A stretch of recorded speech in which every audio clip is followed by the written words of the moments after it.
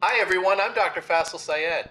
And I'm Dr. Dan McCarter. And you're listening to Faisel and Friends, where we believe access to primary care is a right, not a privilege. Faisel and Friends is brought to you by Primary Care for America, a diverse collaboration of innovators leading the way towards comprehensive, continuous, and coordinated primary care. We're talking to Dr. Alex McDonald, immediate past president of the California Academy of Family Physicians, about empowering patients to make the best decisions. Let's get started. Hello, Dr. Dan. Hey, Faisel.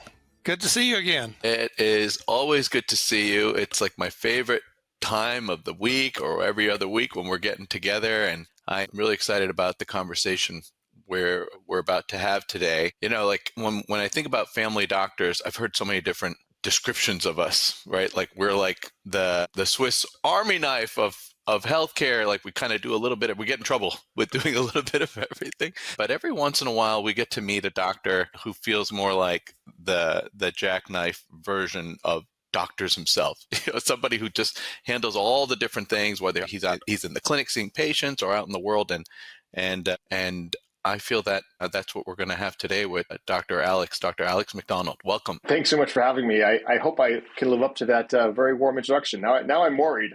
You know, the thing is this is what I find with family doctors is that, like, you know, here you've got somebody who's you're a teacher, you're a mentor, you're public health. You know, you're doing all the communicative public health. I mean, and you're one of the leading voices in vaccine hesitancy across the country. And you're like, well, I hope I can. You're amazing. I was looking at some of the notes. You're too kind. I appreciate that. Yeah, no, I can't wait to talk about some of these things like that you've done with, you know, founding like This Is Our Shot, Vaccinate Ya, you know, just amazing, these amazing campaigns to help build trust again, especially like I think that we're living, maybe we were always so divisive, but like with like our phones and all the connection, it just feels like we're living in such a very divisive time, you know? No, please, I think the way that I like to think about it is with phones and social media and information age, we are drowning in information, but lacking in knowledge and context. And that's what I think physicians' roles in this day and age really is about, putting context and helping provide knowledge with all the excessive amounts of information we have, both good and bad, I might add. Yeah, it's like this is a perfect time for family doctors. I love hearing Dr. Dan speak about one of the founders of family medicine, Dr. Barnett, and especially the way that he would engage with not only the patients but the medical students and the residents, like with so much compassion. And yeah, like your advocacy work is just another way that we can help care for patients. So welcome. Well, thanks so much. I appreciate being here. Alex, I heard you speaking somewhere else and talking about there's always been vaccine hesitancy, but it sounds like now policymakers are trying to bend the evidence to the policies that they would hope to have, rather than looking at the evidence to make policy, which is the way it's been done in the past. What's your opinion about that, and what's the role of the AAFP for the membership to help with how to sort through all of the news, false news, real news, whatever's going on out there? Yeah, that is such a great question, and certainly a unique moment in time right now in science. Is, you know, usually we have evidence-based policymaking, evidence-based decision-making, but right now at a lot of different levels we have policy-based evidence-making, which is exactly the wrong way to go about doing this, and really kind of the cart leading the horse versus the other way around. And I think what's happened as a result is chaos and confusion is ensuing. I had a patient just last week, very well-educated patient, middle-aged, and he's like, yeah, I'm not getting my flu shot. And I said, well, why not? He's like, well, have you seen all the news? Have you seen all the information? No one knows what's happening. No one knows what's going on. I'm not putting that into my body. And as a result, you know, the bar to convince someone to do something like get a vaccine is much higher than the bar to have someone do nothing, and that activation energy required to have someone get vaccinated. So I think in this day and age, there is so much confusion and chaos that is a feature, not a bug of the system. And we really need to make sure that physicians and family physicians in particular really educate ourselves, educate each other, and then help support our patients to kind of navigate through all the noise. I tell my patients constantly that it is your body, it is your health. You're here to make the best decisions for yourself, but I want you to make those decisions based on good and accurate information. And that's where family doctors come in. That's the absolute key, is helping them to understand how different quote unquote studies or real studies apply to them as an individual. And that's where the knowledge piece comes in, and that trust that their doctor, their family physician is the most trusted source of information above, the CDC or the president or this and that, regardless of political spectrum or age or demographics or cultural or you name it. Your own family physician is the most trusted person when it comes to healthcare decisions. What like flipped the switch for you? Like most of us practice, we're taking care of one patient at a time, but then like somehow you found a way to like look after like entire people. Like was there a time where you were like, hey, you know what? Can't just do this in the clinic. Like I gotta get the conversation out there. Yeah. I mean, I've always been interested in policy. When I was an undergraduate, I actually did what was called the program in community action, which was not a thesis, but it was a certificate program with my undergraduate degree about kind of community advocacy and policy and communication. And I really loved that work. And then kind of medical school and residency sort of took over, and I sort of got sucked into the medical education machine. And I sort of lost sight of some of those pieces. And then as a third year resident, I sort of felt like I began to emerge from that. I could kind of clinically see the context of how these policies impact the patients we see every day. I remember very clearly. I was a third year resident, and a patient came to me, and they didn't have stable housing, and they didn't have a regular place to refrigerate their insulin, and their blood sugar was out of control, and they couldn't afford their statin, which was brand name at the time. And I was like, this is ridiculous. Like, I love taking care of patients one at a time, but so much of the degree of the challenges we face every day in clinic are because of policies, usually bad policies, sometimes well-intended policies, but they're just policies that are not physician-centered or patient-centered. And so as a third-year resident, I really began getting more involved with the American Academy of Family Physicians and the California Academy, and going to legislative meetings. And I remember the first time I was meeting with a legislator, they were using the term pediatrician and podiatrist interchangeably. Like, they didn't know the difference between a pediatrician and a podiatrist. And I realized how little our elected officials know about health and healthcare and what it's like to actually practice in the clinic or in the hospital or in the urgent care or wherever you practice. And so I was like, this is ridiculous. And so that's how I really started beginning to get more involved. And then from there, the communication piece sort of fell into place. As you may have noticed by now, I'm an extrovert. I love people. I love talking to people. And when I realized I could educate patients hundreds or thousands at a time, that was so much more impactful than educating one at a time. So, I'm a family doctor. I get bored easily. I like to do a little bit of everything. And it really helps keep me grounded. It helps remind me why I went into family medicine, and really helps me to keep my community healthy, which is really my whole goal, honestly. Wow. How do you, for people who are listening, residents and students who might be interested in advocacy work, how do you balance the grassroots storytelling, which you're obviously, I think you as a family doctor have already told us a couple of patient stories, with policy level advocacy? How do you balance that, and how do you use the patient stories to help drive policy level advocacy? Well, it's interesting. We don't create policy in this nation based on data and based on science. We create policy based on anecdote. We are emotional creatures. We respond to stories, to personal connections. We're social creatures. And telling a story is so much more impactful, and it's going to be so much more memorable than telling someone a statistic about X, Y, or Z. Yeah. As physicians and scientists, numbers and data and p-values, like, we geek out on that stuff, and confidence intervals, like, that means something to us. That will motivate us. But 95% of people, 99% of people out there who are not in science or medicine, they could not care less. Their eyes start to gloss over. So it's really the stories, it's really the experiences which are so valuable. And I try to bring medical students, I try to bring residents with me anytime I go to a legislative day, because they see that literally they know more than these elected officials when it comes to medicine, when it comes to sharing their patient stories. And that is our superpower. No one can share our stories or our patient stories better than family doctors. And that is what really helps motivate individuals to make change, to create policy, which will help patients and help doctors take care of those patients. But you've done it. I mean, you've done, like, you started these tremendous grassroots movements. Like, I mean, starting like This Is Our Shot, Vacunate Ya. I mean, like, can you take us back to like what sparked that? Like, I mean, what was it like? I mean, so many of us want to say, oh gosh, I wish we could get like a movement going. We were with Jay Lee a few weeks ago at FMX, and he told us a story about, you know, how he started, you know, the phrase, the family medicine revolution. And I'd love for you to take us back. Like, what sparked that? Yeah, I mean, I think so. I actually remember this. It was sort of mid-November 2020. We're kind of, we were 8 months into the COVID pandemic and everything was sort of on lockdown. And we knew vaccines were on the horizon. We didn't know exactly when, but we knew they were getting close.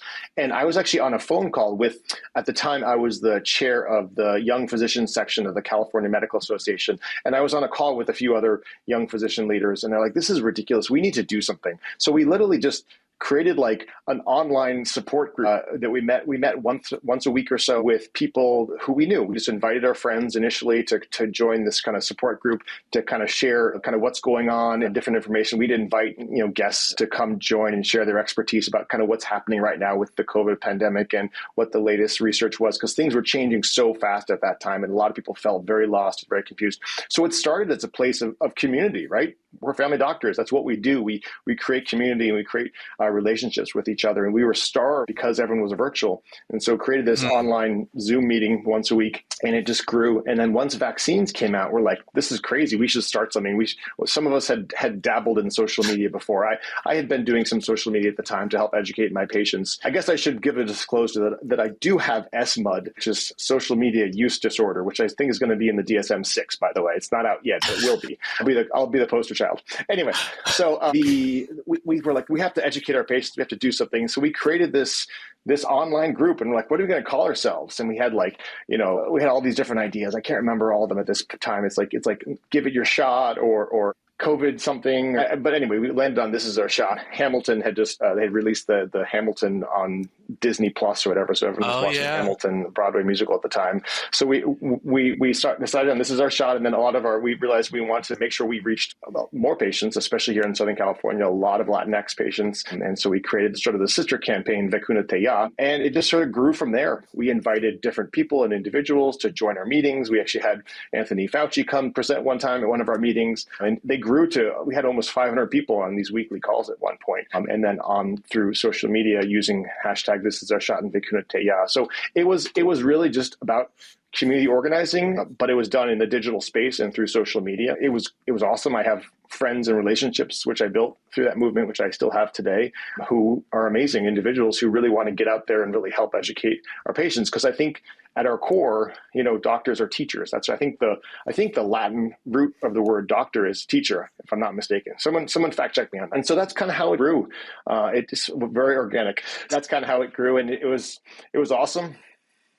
I always use the Finding Nemo analogy. There's the scene in Finding Nemo where all the school of fish are all caught in the net and they're swimming in every direction and they're all freaking out.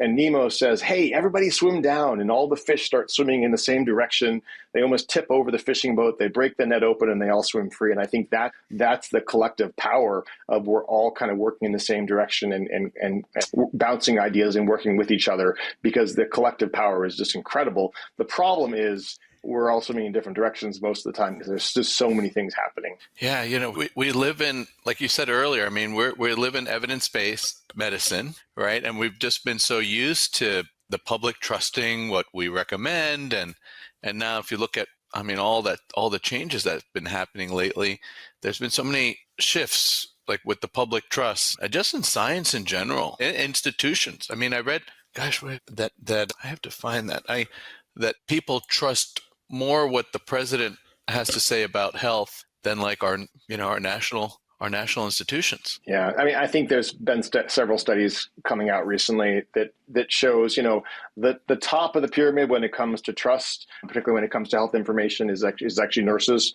Nurses are trusted in the high 70s. Physicians are trusted sort of in the mid to low 70s, and then it kind of goes down from there.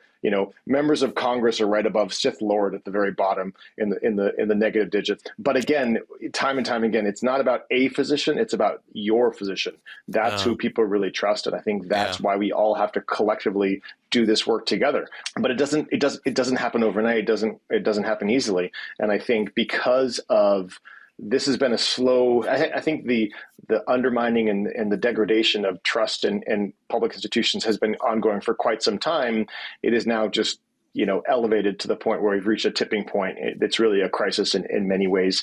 And that's why we need physicians and we need the AAFP to really stand up and take the lead, which has historically been organizations and governmental institutions, which are no longer doing that work. Yeah, there's too much tension. Like how can we get the trust back? I mean, a lot of it is us too. I mean, when I see like the signs with the pediatricians' offices that, hey, if you don't want to vaccinate your kids, we're not going to see you. I feel like we're making mistakes too as doctors, right? Like, what are some of the big mistakes that you think that we're making as just physicians, not just family doctors, but just physicians in general when we talk about vaccines? Yeah, that's a hard question. I think everyone is doing the best they can. There's a lot to do, especially in the primary care space when you have 15 or 20 minutes with a patient and there's about, 30 things on the patient's list of things they want to talk about. But I think the number one thing that we can do is build trust. And that doesn't happen overnight. I think as family doctors, we are comprehensive, continuous, whole person longitudinal care, and that really helps to build trust over time. I think when we are sort of judgmental and we sort of label people or label individuals, I think that just drives people away. I think whether we're doing it in the exam room, whether we're doing it in the hospital, whether we're doing it online, on social media, I think we really need to kind of be inviting and inclusive and make sure people feel validated in their questions, their concerns, not validated necessarily in their myths or their misbeliefs, but validated as a person that they have questions. That's okay. We all have questions. And I think when you sort of say, we won't take you if you're anti-vax, that I can see why some practices do that. I understand where they're coming from.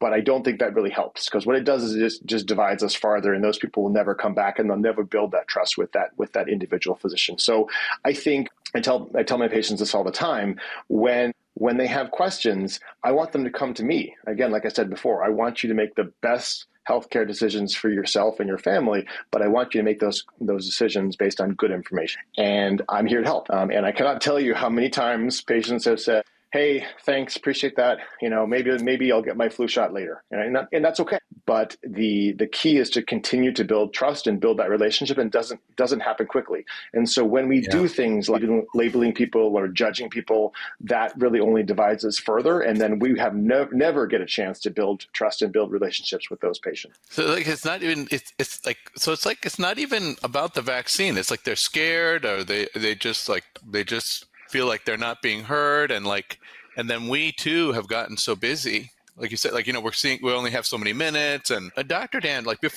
before all the medical record, when we were just doing paper, we were talking earlier today about Dr. Barnett and how he would see like a very complex patient, and you couldn't tell we could tell as physicians by seeing the note. I mean, he was one of the doctors who would write 3 notes on one piece of paper, even with the most complex patients. I mean, do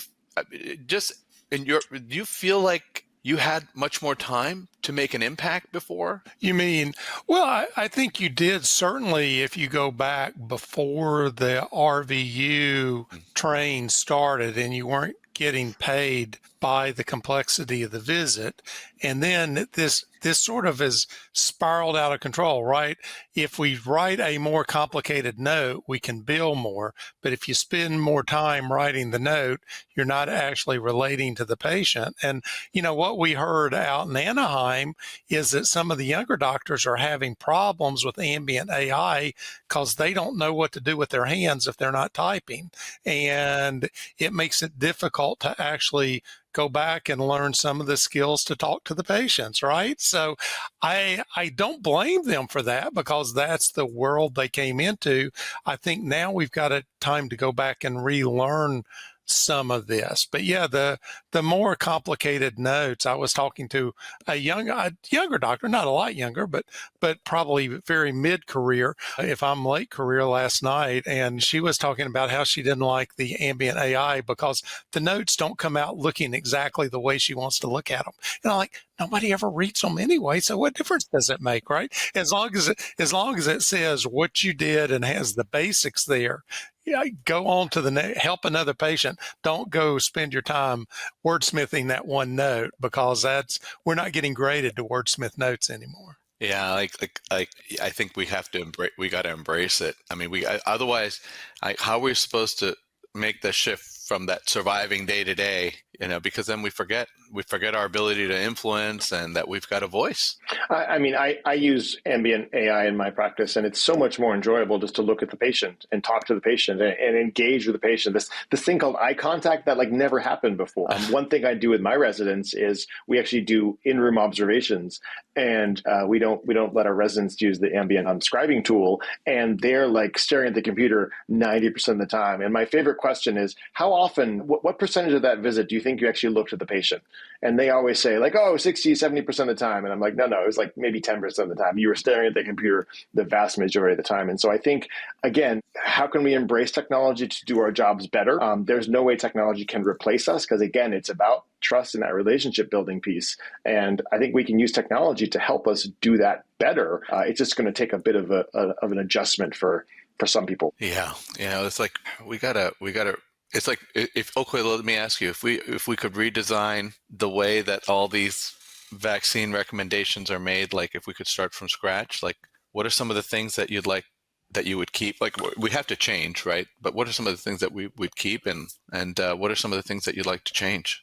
Well, I mean, I think when it comes to vaccine recommendations, and one thing I've learned with doing the AAFP vaccine fellowship policy this year is the amount of information that goes into these recommendations and the amount of ideas and expertise and perspectives that go into these vaccine recommendations and vaccine schedules is just immense, right? It's teams and teams of individuals of kind of from basic science to clinical science to clinicians to anyway. So I think none of the public and even most doctors don't really understand everything, the kind of the sausage making which goes on behind the scenes. And I wish we had more education for physicians regarding that and the amount of scrutiny and testing and evaluations to make sure that these vaccines are safe and effective. I think most physicians know that, but they don't really understand kind of what goes into the process. Yeah. So that's number one. And number two is helping make the schedule easy. When there are 35 different pneumococcal vaccines and they keep changing every 5 seconds, it's sure, the science makes sense, but if it's not practical, I mean, it's kind of like, TID or QID medications. I never prescribe a 4 times a day medication because I can't even take a vitamin once a day, let alone a medication 10 times a day. And so I think we sometimes we miss, we're aiming for perfect, and as a result, we kind of end up missing everything. So sometimes good is good enough. And if we can get vaccine recommendations and schedules which are a little bit easier to follow, a little bit more simplistic, which are not changing quite as often, I think we may end up helping ourselves in the long run, even if it's not 100% perfect. 95% is still an A in my mind, and that's still pretty darn good. Wait, did I just hear that you're doing another fellowship? Well, I'm doing the AAFP Vaccine Science Fellowship this year, which is a collection of meetings and education and vaccine policy work kind of behind the scenes, because I wanted to know more about this so I could better educate myself and educate my patients and fellow physicians also. When did you apply for the fellowship? And I'm just wondering, because it would seem like that would be a rather boring year in and year out. That would be a pretty boring thing to do. But I would think this year especially, there's been a lot of, the AAFP has been pushed to the forefront because the recommendations from the national body sort of went away. So it fell to the specialty societies to come back in and fill that in, right? Yeah, so I applied in the fall of 2020 4, I guess. So about a year ago, a little bit less than a year ago. And so I didn't know the chaos which was going to happen. I just wanted to learn more about vaccine and vaccine policy. And here I am. I picked a heck of a year to do it, that's for sure. And multiple people have actually said to me, like, did you pick this year intentionally? And I said, no. I did not pick this year. But again, being a member of the Academy and having showing up to Congress of Delegates and FMX for the last 15 years, I knew a lot of the AAFP staff. I knew a lot of kind of the key stakeholders, and I was actually able to kind of advocate to make sure the AAFP kind of, I was one of many, I was not the only one doing this, but really helping the AAFP to kind of get out there and be a little bit more assertive when it came to these recommendations. And I think the AAFP as a whole they're trying to create a place where everyone feels from all different parts of the country and political spectrums, which I think is really important. In fact, the AAFP is one of the most bipartisan organizations in Washington. It's not about politics, it's about policy. But when policy starts going off the rails, we really had to have sort of a moment of introspection as family doctors to decide, okay, what is more important here, maintaining kind of neutrality and relationships within Washington, or really doing the right thing for our patients. And unfortunately, in this day and age, that's not always the same. It usually is, but unfortunately right now it causes some challenges. Let's leave it at that. How are you balancing this all? I mean, you're teaching residents and students, you're seeing patients, you're testifying. I mean, you're doing all this. I mean, how do you keep your energy up and protect yourself from burning out you're doing, this is mission-driven work. Well, that's the thing, right? It does not feel like work, right? This is all my kind of extracurricular activities, as I like to call them, it's all things I enjoy doing. It is more time, but it actually invigorates me. It energizes me. It helps connect me with why I'm a family doctor. This is what matters. I love seeing patients, but I love working in the hospital. I love doing procedures. I love teaching, and I love policy work, and I love learning. And as a family doctor, you can do all of those things.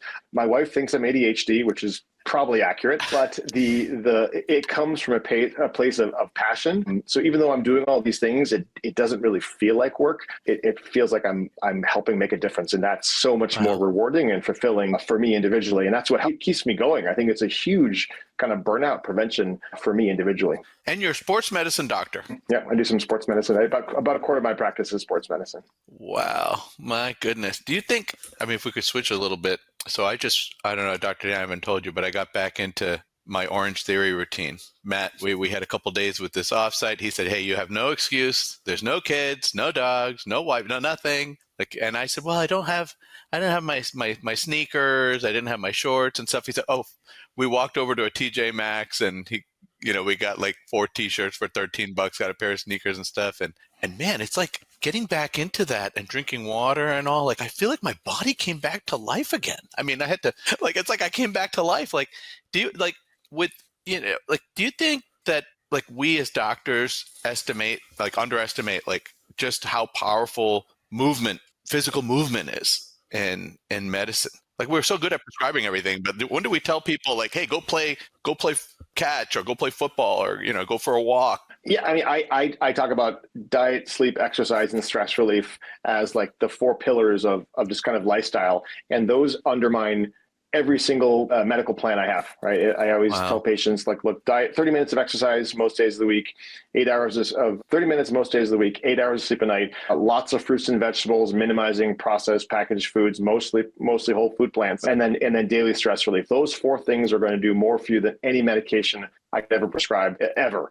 And the funny part is when it comes to physical activity, for example, we are very generic. We're like, oh yeah, I should exercise, right? As opposed to here's 500 milligrams of metformin. I want you to take this twice a day. We're very specific about prescribing medications. And I actually talk about exercise prescriptions a lot. I tell patients, I want you to walk 15 minutes twice a day, 5 days a week for the next 4 weeks. And then we're going to touch base through email or through a telephone visit. And we're going to then kind of increase the dose. I'm much more kind of regimented when it comes to physical activity prescriptions with my primary care patients. Usually my sports medicine patients, I have to rein them in because they're injuring themselves by exercising too much. But I definitely think we as physicians definitely undervalue the benefit of physical activity. I have a whole presentation on that if you have more time.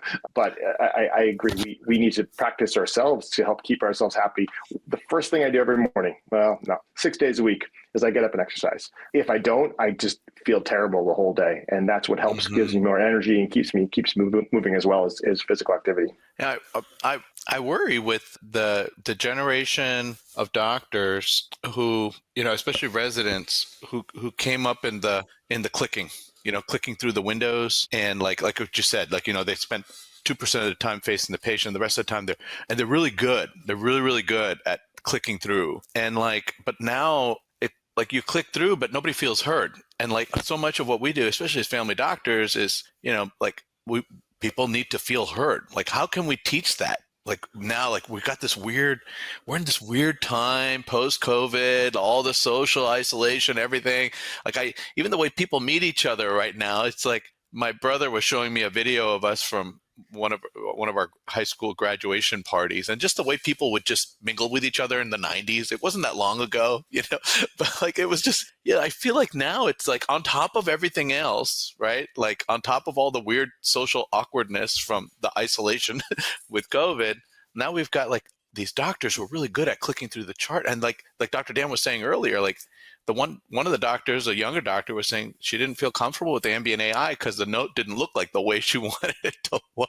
Yeah, I mean, I think an adjustment period, like everything. I guess I should clarify. I'm a Zennial. I was born right between the Xers and the millennials, and so the definition of that is you had an analog childhood, but a digital adolescence. And so I feel like I can kind of keep a foot in a little bit of both worlds sometimes, because I remember the rotary telephone when I was a kid. But then I also remember, I got my first cell phone when I was in college. People in high school had beepers. I didn't have one because I wasn't cool enough, but the cool kids had beepers in high school. So maybe I'm dating myself to some degree, but I think those are skills within this digital world that people have forgotten to some degree, but then we can also leverage those skills. I mean, the residents I'm teaching now, they are so good at social media because they have grown up with it. They're so comfortable. If we took that to help educate our patients, if we took that to help educate the public regarding medicine and really what's evidence-based and connecting with people virtually, it can really build bridges. Let me give you an example. I have about 1,500 patients on my panel, and I did a short 30-second video telling patients, hey, you know what? It's September. You should get your flu vaccine because of X, Y, and Z, right? 30 seconds. They sent it out to all of my patients on my panel. Wow. I think 800 of them opened it. I think it was a total of maybe 2.5 or 3 hours of viewing time. I have no idea what that did there. However, it laid the seeds and the groundwork. And a couple weeks later, I had a 6-year-old and her mom, both my patients, a 6-year-old well child visit, and the mom was there for knee pain or something. And at the end of the visit, I had said, oh, hey, you know what? And we should get your flu vaccines today. You're both due. It's September. And the mom kind of was like, oh, I knew you were going to say this to me. I saw your video. You know what? Here's my concern. And again, we had that conversation. I addressed her concerns, and she's like, you know what? Okay. I got my 6-year-old and my 30-something-year-old female patient vaccinated for the first time in 10 years probably. And we use technology to not build the relationship and do it for us, but it was a catalyst. It stoked the fire. It got them thinking. It was every little piece. Every time we can kind of make a recommendation, and we can use technology to do this for us when we're busy doctors, and that can really be incredibly powerful. So then we just come in there as the closer and seal the deal, and it makes our time together much more valuable. So again, it's not about technology. It's not about relationships. It's about both. And if we rely on technology too much to do our notes for us, we're missing out on the human component, which only we can do it. And really, family doctors do it better than anyone else. I'll say that. There's some really good doctors out there, but family doctors are really expert at relationship building and trust building. Yeah, especially now. I mean, I can share with you, since I started going back to Orange Theory, I went to my Facebook, and Dr. Dan, you're going to love this. My Facebook, I've got all these videos now of these workout bros who are recommending taking 5 grams of creatine, all this crazy recommendation. They're not medical people at all. These are just, they make these really cool videos, and I caught myself, I was looking at them. I wanted to hear what they had to say. They did a really good job. But then I was like, man, it's the level of misinformation out there. It's it burns us out as doctors, right? We're dealing with we get tired from being so compassionate, and we're getting burnt out from like having to fight all the misinformation out there. Like, well, and this is exactly the issue that we need to think about as family doctors, is how do we get out there? The reason that there's the rise of all these like wellness influencers online is because the average patient sees their family doctors for 15 minutes, maybe twice a year if they're lucky, but the average person spends 2 hours per day on social media. And so the reason all these wellness influencers are rising up is because people want information. People are thirsty. People want to be healthy. And we as physicians want people to be healthy. And we have sort of been relegated to the exam room or the hospital or the urgent care. And we have not been able to really capture the social media space. And so again, Finding Nemo School of Fish, we need all of our doctors on social media sharing accurate, good information. And we're going to blow these influencers out of the water. It's just going to take all of us doing our part collaboratively. So again, that's my dream. Again, I do have social media use disorder, so maybe my perspective is a bit skewed, but I think the reason these influencers have risen up is because patients want this information. Patients are thirsty for this information, and doctors are not present in those online spaces. Yeah, it's not like that. Like I remember patients, like they'd be up late at night, and there'd be not like QVC, but they would have like the late night, like these medical sort of, they weren't medical, but they're like late night, like a magic powder that you mix with milk or water, and like somehow it would, like they were just like, they were spreading misinformation. But now when I think about the medical students and residents now who are living in this time, where like, it could be their own family members, it could be their own neighbor. I mean, like how do the students and residents now, like how can we help them separate like just the frustration when it's their own loved one who's spreading the you know what I mean? Like they're just sharing, but they need to have empathy in those moments. Like we know what we gotta lean in and start actively listening. But with our loved ones, we all we tend to be a little. It's easier for us to get frustrated. Yeah, I mean, I think sometimes just kind of sharing that perspective. I mean, when I hear family members sharing inaccurate information, I'll just call them out, and I'll be like, nope, that's not accurate. That's wrong, right? And actually, with patients, I'm much more empathetic and I'm much more gentle. With my own family members, I'm like, nope, you're wrong. So I think it just, they can't. I mean, I guess they could leave me as their family member, but they're stuck with me as their family member. Versus patients, you want to, again, you need to have a little bit more empathy. You need to sort of validate their concerns to build those relationships. Versus my family, like, I'm like, I already have a relationship with them. I can call them out on it a little bit more bluntly.